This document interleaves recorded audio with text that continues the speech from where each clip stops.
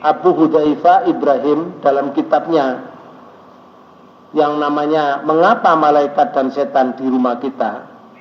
Banyak kitab yang ada yang ditulis oleh Abu Hudzaifah Ibrahim.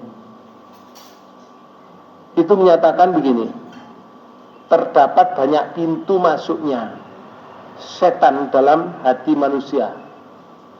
Apa itu? Di antara pintu-pintu setan yang akan masuk ke hati manusia itu.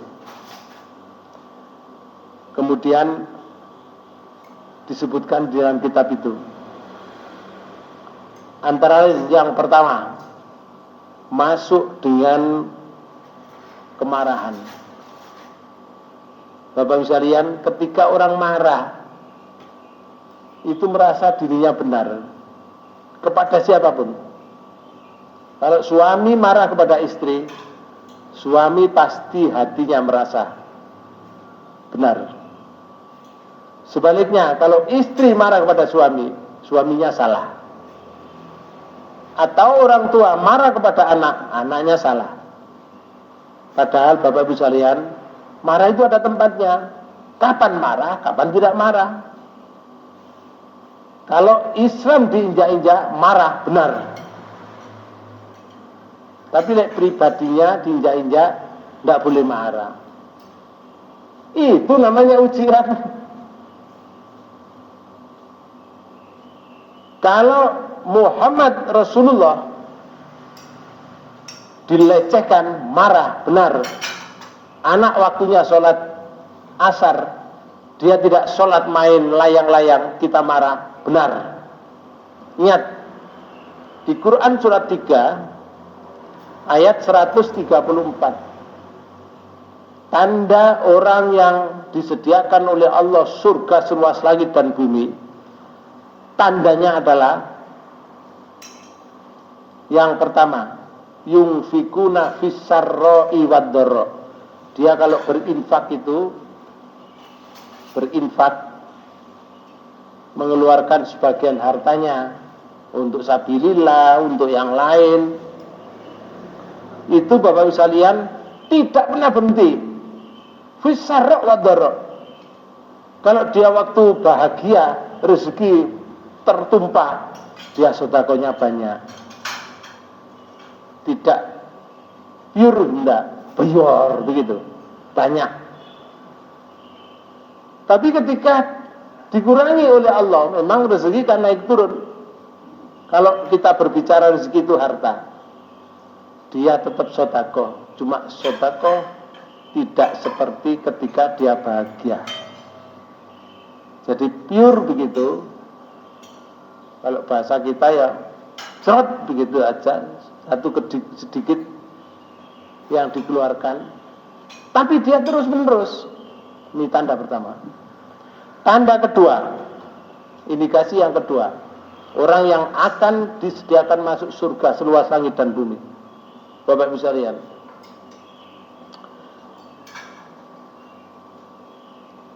yungfikuna fissarra' wad-dharra wal kadhiminal ghaidha. Yang nomor dua, orang yang mampu, bahasa kita Bapak, orang yang mampu ngempet hawa nafsu, menahan hawa nafsu amarah. Bisa menahan hawa nafsu amarah, tidak mudah marah. Kita tidak boleh marah, meletakkan sandal keliru pada tempatnya itu aja marah. Tidak boleh, itu jeratan iblis itu. Tidak boleh.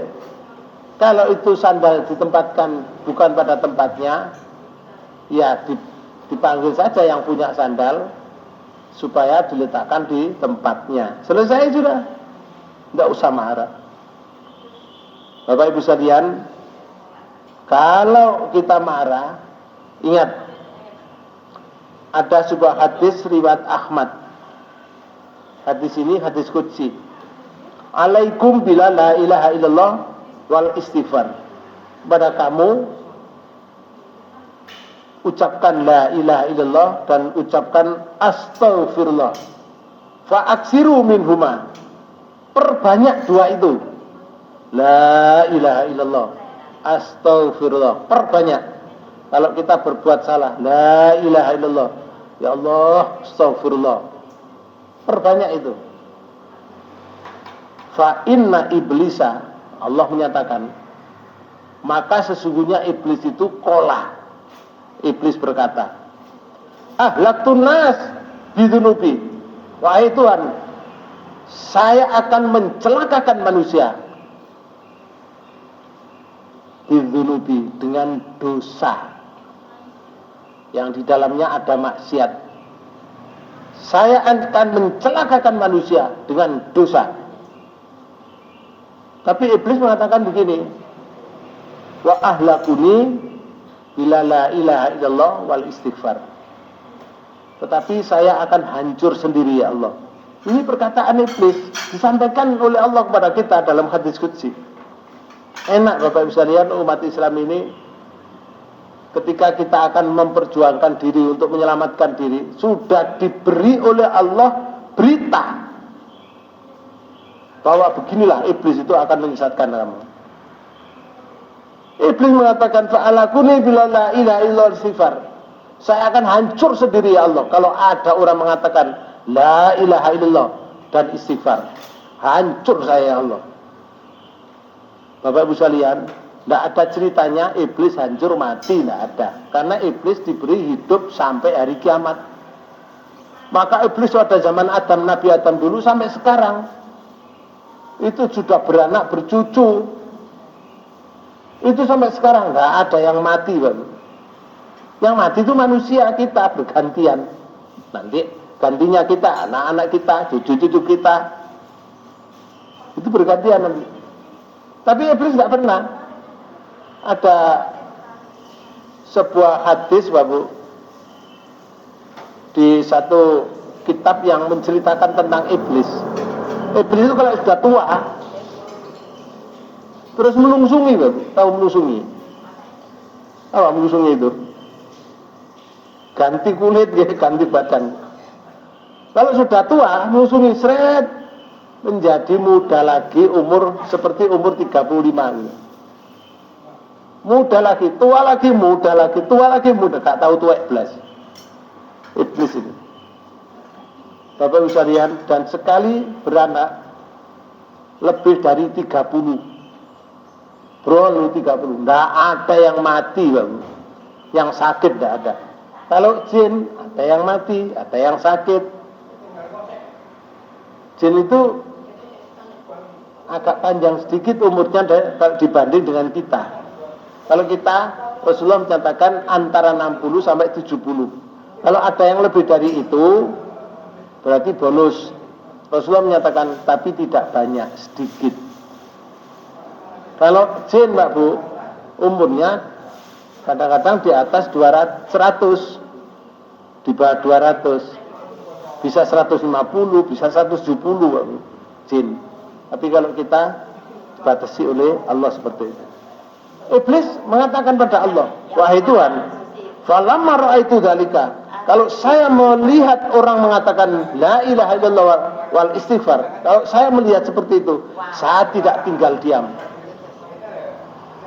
Tapi saya akan membalik agar supaya mereka tetap dalam cengkeraman saya. Ahlaktuhum bil ahwa'i, saya akan menjungkir sebalikkan, menghancurkan anak cucu Adam bil ahwa'i, dengan hawa nafsu. Dengan hawa nafsu. Wa hum yuhsabuna annahum muhtadun, sehingga mereka meyakini bahwa dengan hawa nafsu itu benar apa yang dilakukan. Banyak Bapak Ibu melakukan sesuai dengan hawa nafsu. Apa hawa nafsu yang dimaksud di sini? Banyak, antara lain. Ini antara lain. Marah. Marah itu hawa nafsu. Orang saking cintanya dengan dunia, dipanggil sholat tidak berangkat. Dia masih tekun dengan keduniaan itu, dengan kerja keduniaan itu. Nah, itu juga hawa nafsu. Jadi banyak hawa nafsu. Begitu caranya iblis menggoda dan merasa bahwa dirinya yang mengikuti hawa nafsu itu benar. Ini yang pertama.